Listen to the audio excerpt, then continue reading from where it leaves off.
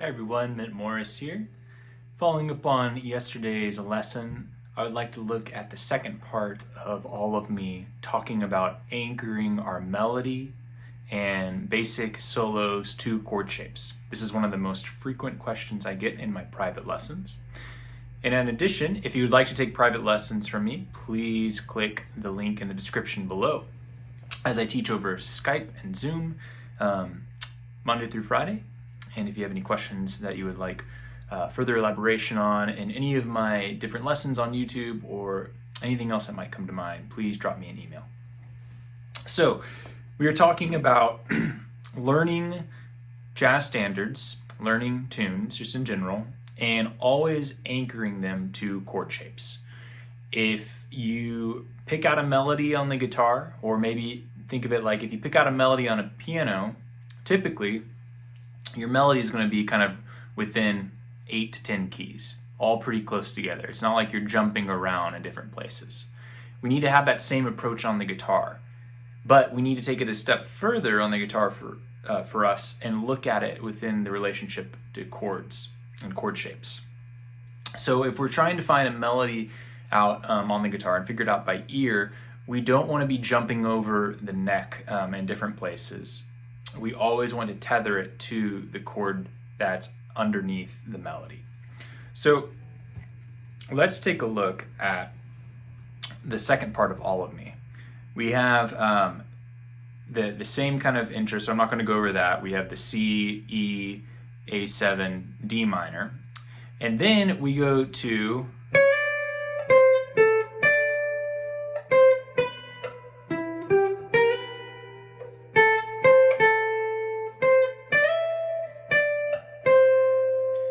now, the first part of that is over an F chord. So I'm playing F chord. So I can see, right, I've got D, C, A. And it's just playing out of this F triad here.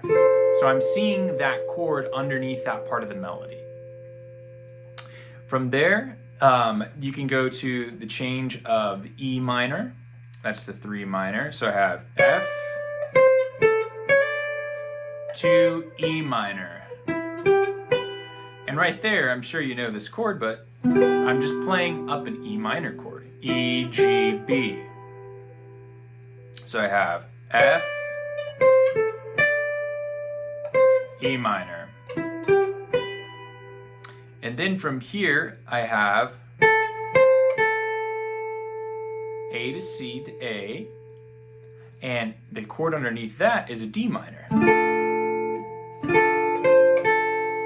It's the 5th and the flat 7th. And then I slide up to E, D, and C. And the chord underneath that is a G chord. So I have back to C.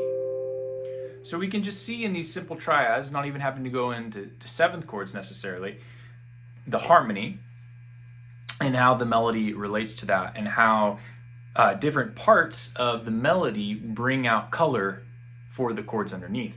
So a great little way of demonstrating this would be in the first case right here of F. We're playing around on the D. What is D in the key of F? It's the 6th. So that's a 6th sound we're evoking. So which is a really nice sound. And so, like I was talking about in the first lesson, we can now kind of incorporate those sounds that are outside the triad, but still within the key, into our vocabulary and kind of palette of kind of sonic colors, as it were. We're now used to that 6th sound. And that's what we're trying to do when we're memorizing and learning tunes and learning licks and having our ear twisted for cool sounds. We're trying to internalize what that sound is so that we can use it more than just a simple lick. And I'll get into that more as we kind of progress through these questions that are most frequently asked in my private lessons. So keep that in mind. So we've got this 6th sound. Basic triad. A, C, A. So, you know, I've got a flat seventh sound there, but that's okay. So A, C, A, D up to E, and this is over the G chord. So there's that sixth sound again. So a lot of sixths, right, in this part of the melody. So I would just kind of catalog that and practice getting that sound into my ear by just playing it and playing again, like I said in the previous video too, little solos that bring out that particular tone. So if I was going to make a little solo over this, I would follow the outline of the melody. So I've played it enough times, you know the melody by now. So I'm just going to try and work my way down that melody, down the notes that are changing. So I'm seeing kind of this pattern of D, C, B, A, C, D, E, D, C, right? It's a line.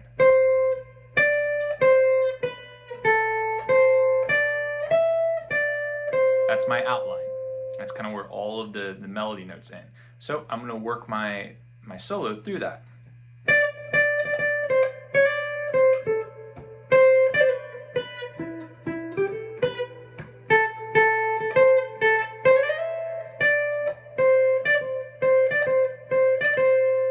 So really simple, just swing in, trying to have a very light kind of flowing rhythm. Let's try another one.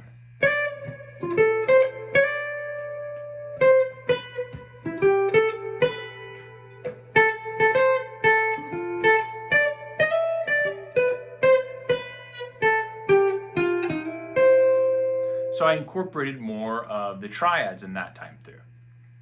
And then another one.